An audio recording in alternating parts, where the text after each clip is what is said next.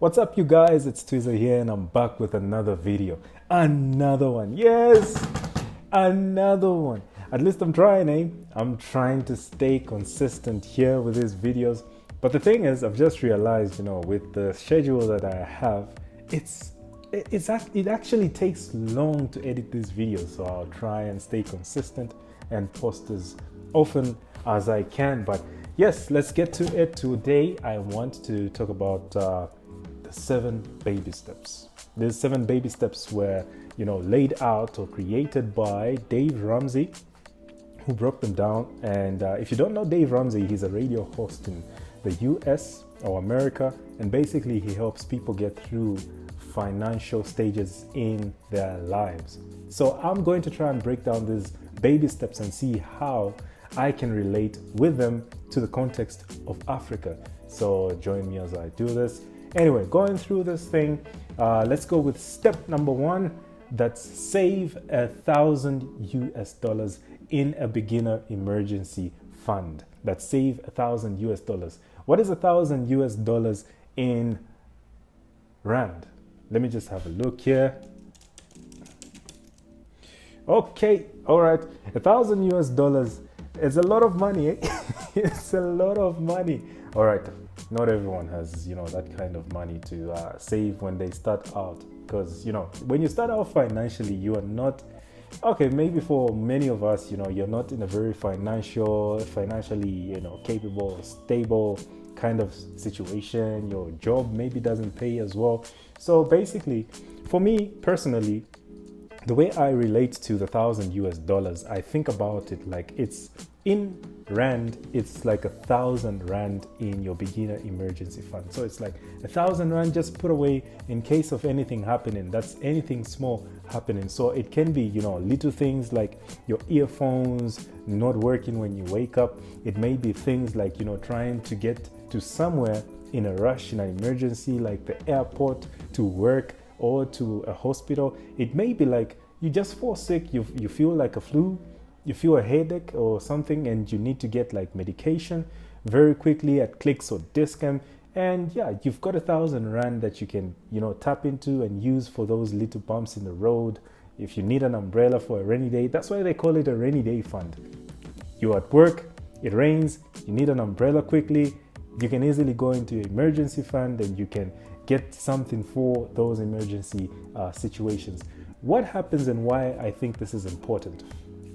In your day-to-day life, if you don't have a rainy day fund, and let's just say you've got your grocery money, you've got your utilities money or your transport money, and you don't have an emergency saved up.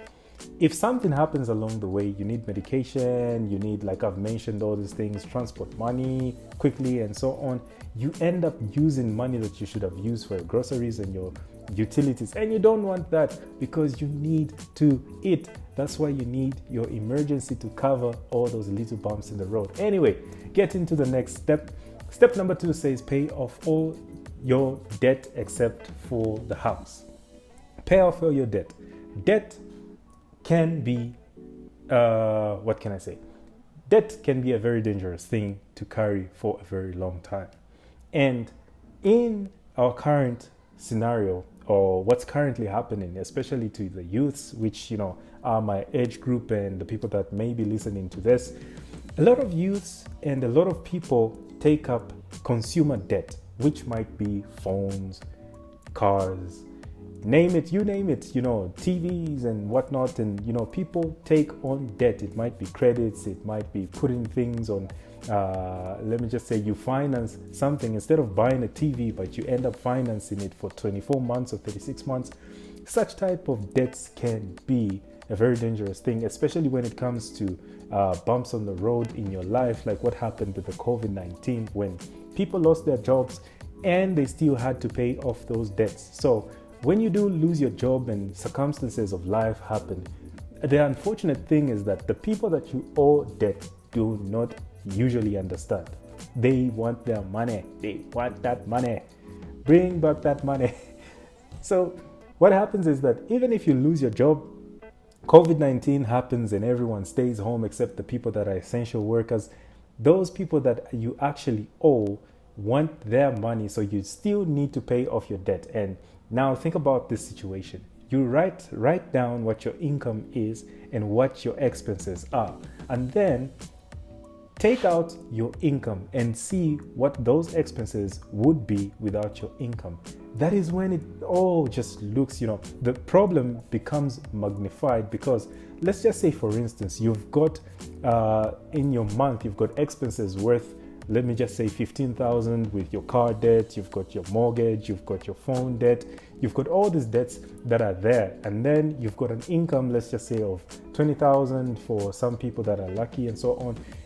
And that 20,000 goes away and you've got a 16,000 worth of debt. But where are you going to get the money to pay off that 16,000? This is why an emergency, sorry. I'm skipping ahead now. This is why paying off your debts is important very early, because you don't know what may happen in your life. It all looks good when everything is going well, but things happen along the way, and debt can be the thing that can set you back even twice as much as how much you've actually moved forward. People have lost houses, people have lost their cars, people have lost their phones, people have, drowned in debt and lost their financial stability because they thought everything would go well until, something went wrong and debt came after them and, ate away their progress. So pay off all your debts. Step number 3, save 3 to 6 months of expenses for emergencies. This is very, very important, because I've mentioned, like in the previous step, things happen along the way. None of us knew that COVID-19 was going to happen. I never knew. I was stuck, somewhere for 9 months during COVID without work, and it just happened. I never knew. I never planned for it. And, when I came back from the lockdown, after 9 months, I was drowning in debt, as in serious debt. Maybe I'll have to share. You guys, you should maybe mention in the comments whether I should share what happened to me during COVID and how I got stuck out of the country for 9 months. But anyway, things happen along the way, and you need an emergency fund to sort of carry you through those tough times. You might get sick. Someone close to you might get sick. Something might happen, like, your car might, be broken into, you might lose a window, you might lose your tires.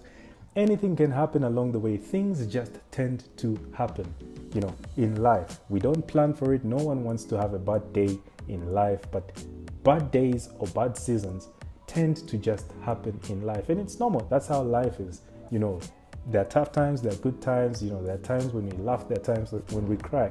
So an emergency fund helps us to get through those difficult times in our lives without having to go into debt to actually survive. So if you lose your job and you still need to pay your monthly expenses, your emergency fund helps you for the time being to sort of carry through your normal life as you try and transition from the job that you just lost to a new job. So an emergency fund is very important. If you fall ill, before you start to, people do fall ill and end up maybe selling their cars just to sort of cover the hospital bills. Before you go to those drastic decisions, an emergency fund helps you to cover expenses that are sudden before you can go, to drastic decisions to sort of cover those expenses. People go into credit card debt because they don't have emergency funds. So to avoid going into debt to sort of fund those, low moments in your life, it's important to have an emergency fund. Anyway, what does an emergency fund, before I even skip to the next one, what does it look like? An emergency fund, if you want to know how much that is, just work out what your monthly expenses are, multiply them by 3 months or 6 months, depending on what you are comfortable having as an emergency fund. And that is what you need to put aside as your emergency fund. Anyway, step number 4 says invest 15% of your income for retirement. Now, I would like to spin this one a little bit. For some of us, that are still young, I would say, though, retirement is a very important thing that we must, think about and for the long term and also do that. But there are people that find themselves in jobs that already provide for retirement, annuities, funds. So that's already done for them pre them getting their salaries. So after, if that's done for you and that's set up for you, I believe personally that saving 10, 15%, and even more if you can. You can even go 56%, 60%, 70%, 100% if you can do it. But saving towards the future is very important. Saving and investing towards the future is very important, especially today, because the world that we are living in now changes very drastically. And as we've seen from the COVID-19, after the COVID-19, we saw looting happen in South Africa. We also saw, another wave of COVID-19 again. And, there was a lockdown of flights going to and from South Africa. All these things, the world these days is very drastic. You don't know what may happen tomorrow. That is why you need to plan for the future. Not only that, but of course, as you grow along, you've got dreams and you've got goals and you've got all these things that you want to fulfill in your life. And you want to start to build up your investment for those things in the future of your life. Basically, if you want to buy a house, you need to start now to sort of plan for that time when you will want to settle down, if you're not, and buy a house. If you want to buy a new car one day, you will need to start now to sort of save up for that for the future. So investing is very important because it leads to financial stability. It leads to you being in a position one day where you've got options. And that's the the importance of financial stability, is that it gives you options. You can choose between the car that you would like to drive. You can choose between the home that you would like to live in. You can choose between the job that you would like to work in. It basically gives you that kind of an option, that freedom to have options in life and what to do. So buy your freedom, save and invest for your future. This is what, for me, I understand from this one. Step number 5, save for college for your children. Now, if you've got kids, that's a very important thing, especially now, because school fees are going up and up and up and up to the moon, maybe up to Mars with Elon Musk. But school fees are really going up. So if you've got kids, planning early for school fees might really save you from having to readjust a lot when your kids actually need to go to school. Like, I know people in January really struggle because they have to now fund their children's uniform, their books and exercises and everything that they need on top of school fees, by the way. So planning way in advance for your kids, not only in a year's time when the next year they'll be going into another grade, but also for the very long term when they'll be heading off to university. Planning for that as early as possible is important, because education is one of the biggest expenses that we take on in our lives. All of us, even I, because when I went through university, I left off debt that I had to pay off after my university. So you can see, if that happened, I see education is one of the big portions that takes a lot of money from us in our lives. So planning for that very early is very important, not only for your school, but also not only for your children's school, but also for your school as well. If you are planning to study further for your education or really get into university, it's really important to plan way in advance. Anyway, step number 5 is save for college. Wait, I really passed this one, sorry. Step number 6 is pay off a house. This is very important again. Some of us take on mortgages that are very long. They are very long. 30-year mortgages, 20-year mortgages, very long mortgages. Now, while some of that can be, to the advantage, because maybe perhaps I'm not well versed in this one, but you get like low interest rates, you get low payments and whatnot and so on. But like I mentioned in the previous, section, is that with debt, you want to pay off debt as soon as you can. Don't let debt linger on for too long, because you don't know what your next 20 years of life might look like, and you might find yourself in a situation where the worst comes to happen, which sometimes it does, and you find yourself, failing to meet the mortgage payments for your house, and your house has to be repossessed by the bank and auctioned off. And I've seen this also happen amongst friends and colleagues, because in COVID-19, for example, COVID-19 is when there are people that defaulted on mortgages during COVID-19. And you meet these people, they took on this big house, very beautiful house, a big mansion, great. and everything was going great. They were paying their mortgages, and then COVID happened. They got retrenched, and now they can't pay off their house, and so the bank has to repossess that house. This is why you need to make sure that you try and pay off these things as early as possible. Be free, because debt, again, is a very dangerous thing, like I said, because all those years you've spent paying for something and working towards something, when that happens, the bank repossesses your house and they auction it off and you lose the house. So it is important that you try and pay off your mortgage in as early as the time that you can. Well, I'm not a registered financial advisor. Don't, take my words. It's just my opinions and so on. I would have to mention this so that people don't come after me for their money. But yeah, speak to your financial advisor and look at how, you can set a plan to pay off your mortgage. But don't keep debt, don't allow debt to linger on for very long in your life. Anyway, step number 7, which is the very last step. My goodness, I'm already on 16 minutes on this video. Step number 7 is build wealth and give. Build wealth and give. It is something that I mentioned before when I said invest in 15% and upwards. I say when you invest and you begin to build your wealth and your financial stability, it all of a sudden begins to give you options in life. Options in life in which, you've got, like, let me just give an example. Some rich people can only work three days a week, and the rest of the days they spend with their family. You get to have options in your life. You get to choose what house you want to live in. You get to choose what car you want to drive. You get to choose what holiday you want to go on. You get to choose whether you can go to work or stay home or change your job. It just gives you a lot of options in life. And this is why when you build wealth, it actually frees you up to do those things that you actually love. If you love doing your job, it's great, and it's great to love doing your job. I love doing my job.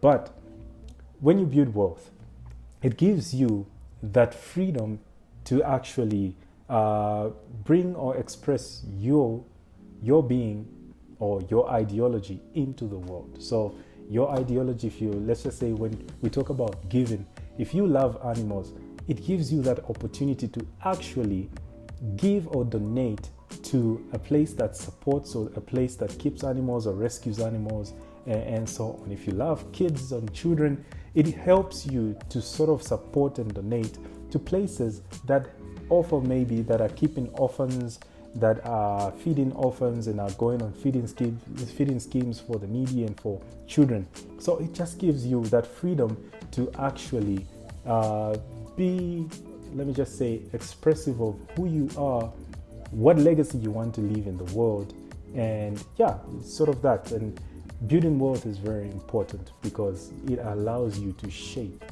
your vision and also to shape your legacy. And again, like I said, you have many options available to you in your life. Anyway, of all of these ones, I will have to say, my goodness, the most difficult one is personally, step number 3. Step number 3 is very difficult. Save 3 to 6 months of your expenses. It's that time where, it's just like, oh my God, I just want to invest 15%. Oh my God. And you start calling your financial advisors. Hello? Yes, I need to withdraw. Yes, it's Black Friday. It's not an emergency. The important thing is that these steps all lead to financial stability, and that's what I see from these ones. When you save your first 1,000 in an emergency fund as a beginner thing, it helps you to cover those little bumps in the road. When you pay off all your debt, you protect yourself from liability that can make you lose your progress in your financial journey. When you save 3 to 6 months, it's like insurance for against whatever can happen, your rainy day fund. When you invest 15%, it starts to give you your financial stability in the future. It's like you pay yourself for the future, that you sort of buy time in the future so that you have options, and you can do other things in your life. And when you save for college, it also allows you so that you can plan for the college and not feel under pressure when that time comes for your children or even for yourself. When you pay off your house, you can sleep very comfortably in your house. And when you build wealth and you give, it actually now, helps you to express who you are, your ideology, the things that you love, and the things that you wish to support, and be a better person and have more options in life. Anyway, thank you guys for watching. This is a very long video and I wish I could shorten it, but thank you guys for watching the previous videos, for being here. Please click like because it helps me out on this YouTube channel, and subscribe as well. See you next time.